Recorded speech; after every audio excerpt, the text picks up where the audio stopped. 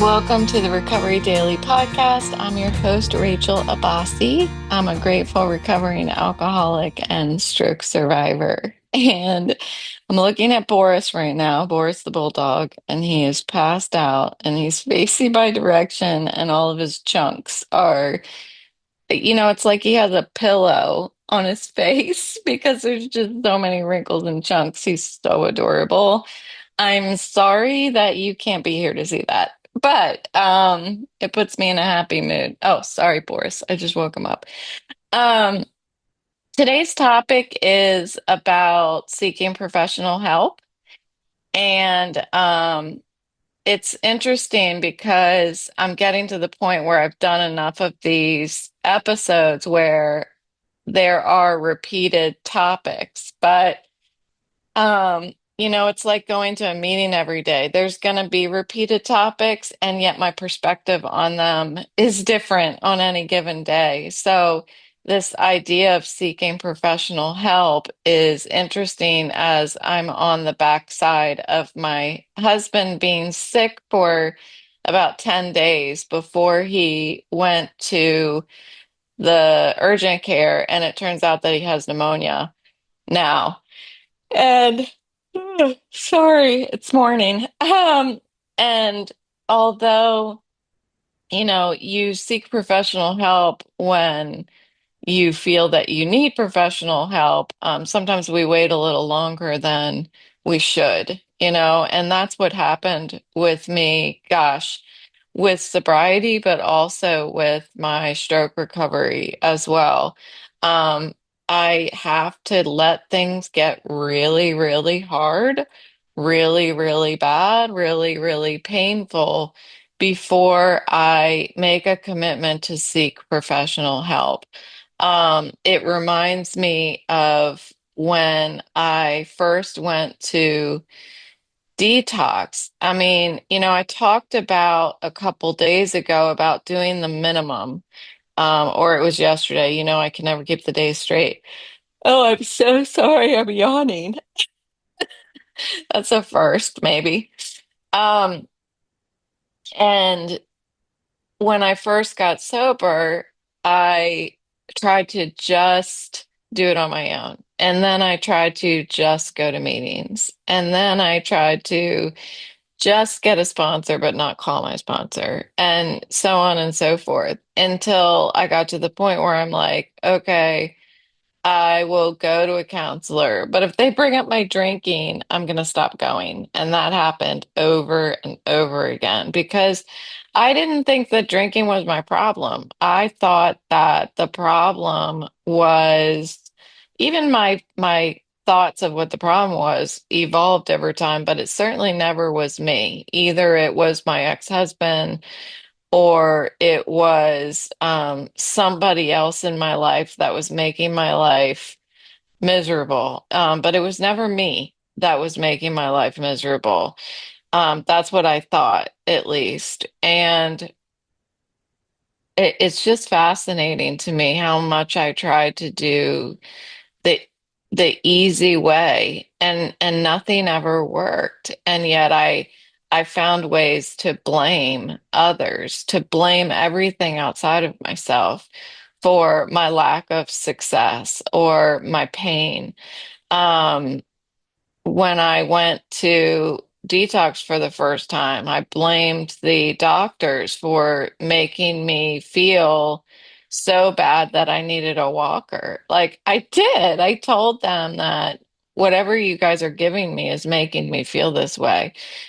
Because I was just completely blind to the fact that it was withdrawal from alcohol that was making me feel that way. I don't know why I'm yawning so much today. I did actually get enough sleep. But I I think it was the same thing when I would go to counselors and therapists, and I would stop going as soon as they said, "How much do you drink?" And I was like maybe two or three a day. And then that was it. I never went back. And it happened over and over again.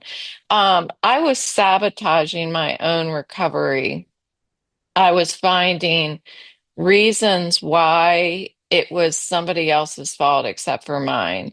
The disease of alcoholism wants to live inside of me. I've thought of this a lot since COVID, that COVID wanted to live. And so in order to live, it just kept mutating. And the more it mutated, the more transferable it was. It seems like the weaker it was, but the more transferable it was. And for me, alcoholism is like any kind of virus, it seems, or any illness, any invisible illness, like it just wants to live. It wants to stay alive within me. And it makes me even feel like it has its own its own, my mind just went blank, but I guess its own character, personality. That's not the word that I was trying to think of, but my mind went blank. That's a part of my stroke. But it my disease kept me lying when somebody asked me something like, "How much do you drink?" It kept me turning a blind eye to what was really going on in my life. It kept me from looking at the stuff that was really wrong. It kept me from looking at my depression and my anxiety. It fooled me into thinking that I wasn't sick. I am convinced today, and I thought this when I was younger and was writing all that poetry, that I think differently than other people. And what I had defined that as in my life is that I was unique and nobody else understands what's going on in Rachel's head. Um, and that's not what I mean. I mean that, like, the people in my sobriety program, they think like me. And it wasn't until I was able to sit in a few meetings and hear the literature, the various literature. There's not just the big book. There's a lot of other literature, and the more I exposed myself to it, every time somebody mentioned a book in one of my meetings, I would buy it on Amazon. So, because I wanted to have the resources, because I'm like, I never know. I might need this book called Emotional Sobriety, which is the one I talked about yesterday. I think that was yesterday. Um, and the more that I heard these stories, the more I understood that maybe I don't think like a lot of other people, but I think like these people. And so I know I need to be around them. And I didn't want to be around them, but I needed to be around them. I didn't want to admit that I think like these people, but the more that I heard people say, um, I had uh, excruciating panic attacks. I had just debilitating anxiety. The more I heard people say that, the more I was just like, I I don't know that I'm going to be able to do this on my own.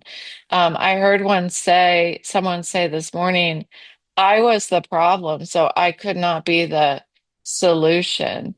Um, I have a tendency to overthink everything. I was just talking to my new friend about that yesterday. I'm like, I can't turn my thinker off, so I have to rely on other things to turn my thinker off. And for 42 years of my life, not really, because I didn't start drinking when I was zero, but For the majority of my life, I leaned on alcohol to manage my thinker, because I didn't know how to do it otherwise. Because everything I was exposed to before I was 42 was just telling me that I don't think like everybody else. So I need alcohol in order to think like everybody else. Until eventually the alcohol was making my thinker worse. It was feeding that underlying craving and obsession. It evolved because it was trying to live and it was trying to get stronger, my disease. Um, I'm not crazy on purpose. I don't try to be different, you know. These days, a lot of these younger folks, and I'm not putting down you younger folks that are listening, but there is this popular trend about being different. And I remember when I was in middle school, particularly, I wanted to be different. And so I cut my hair different. Like I had this haircut where it was really short on one side and it was super, super long past my shoulder on the other side. And it like went down in the back because I wanted to be different. I like to wear really bright, crazy clothes because I wanted to be seen yet not be compared, you know? I was still shy, but yet I liked to um I guess have attention. And today the difference in my thinker is not something that I do for attention. It's not something that I'm doing on purpose to be different from other people. Um, it's my disease. It's not, they say alcoholism, it's not just um the drink. We have a thinking problem. And we can't do anything about the thinking problem until you take away the drink. But the most painful part of sobriety, and I feel that it's why a lot of people relapse, is that period of time between taking away the drink and being able to address the underlying issues, the thinking problem. Um, it's really difficult to navigate that period of time in early sobriety where we haven't yet been able to learn and implement some of the principles of the sobriety program. Um, so we have to look at the pain. We have to marinate in the pain. I talked about that yesterday. Um, I can't control my thinker, my behavior. The only thing I can control is from me to my fingertips. That's the only thing I have control over in my life.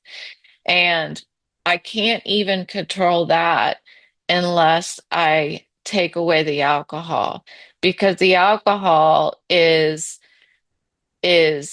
quite literally removing my ability to control what's going on, because it's numbing it. It's numbing everything. And as I continued to increase my alcohol consumption, the less I had control of. And until it became a daily 24/7, I couldn't function without alcohol in my life. I was drinking from the moment I woke up to the moment I passed out and in between, which what does that mean? It means I had wine or beer or whatever I could get my hands on tucked between my nightstand and my bed so that when I woke up in the middle of the night and I was shaking, I could have a sip and I could go back to sleep. So I got to this point where that thinking problem and my inability to control what was happening in my own body just was just just blew up. It was so swollen that I became crazier, crazier, I can see why early on they would admit people to um psycho wards. I can't think of the right word. I'm so sorry if I'm offending somebody, but psychiatric facilities, I think that's the more appropriate way of saying it. They would admit them because it really does display itself as crazy. Um, and I couldn't look at it. I couldn't address it. I couldn't accept responsibility for my inaction until I took away the drink. And um, I can't just show up and expect things to happen for me. I can't expect to get sober. I can't accept or I can't expect other people and organizations and institutions, I can't expect them to make me sober. I have to do work. I can't just show up. So, this idea of professional help, um, you know, reaching out for help is an additional layer to commitment to sobriety, but it's not going to do it.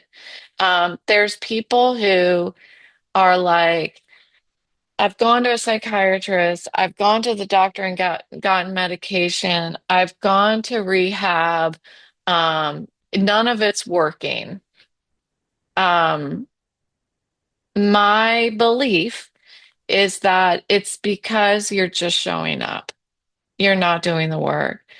I had to do everything that was suggested to me. I could not rest on my laurels. If they told me, I pray every night before bed, I get on my knees beside my bed and I pray, then that's what I'm going to do. And I would be lying if I said I did that right from the start. I didn't. But when the rubber meets the road, I have to kick it up a notch. And one way that I needed to do that was to start getting on my knees beside my bed. I did it. And I was afraid somebody was going to come in my room and catch me and be like, Mom, I didn't know you were all religious now, or something like that. But I had to do it anyway. And eventually, I've gotten to the point now that if my daughter's in town or my son or anybody were to bust in my room before bed and see me on my knees praying with my head down in my hands, I would not care. I wouldn't give a rat's behind if somebody saw me doing that because it's keeping the crazy at bay. This morning, my second meeting was talking about the individual who was sharing who had 40 some years of sobriety, which is just fascinating to hear. It is for me, at least. Was talking about how in his early, I guess, before he stopped drinking, and I think after he stopped drinking, he had these massive panic attacks that were just terrible. And I could relate to that. I too had and still have. I mean, since Christmas, since my husband has had pneumonia, I have had those panic attacks. I think I don't know. I could tell you what's going on in my head. I feel like, um, what if this is worse than it looks? What if, you know? Um, Even when he went to the doctor before he was diagnosed with pneumonia, when he was at the doctor, I was panicking because I'm like, what if he's got this or that? And it's that thinking problem that the thing that I can't shut down. Um, but the difference now when I have a panic attack is number one, it's contained, meaning I'll have a panic attack and I'll say to myself, this is a panic attack. I know what this feels like and I'm not going to die. Take a deep breath. And that's what I do. It have every time because what's happening is my heart just starts skipping. Like it feels like it's skipping and I get like pressure in my head and yes, I've gotten checked out for it. Yes, I've worn a heart monitor.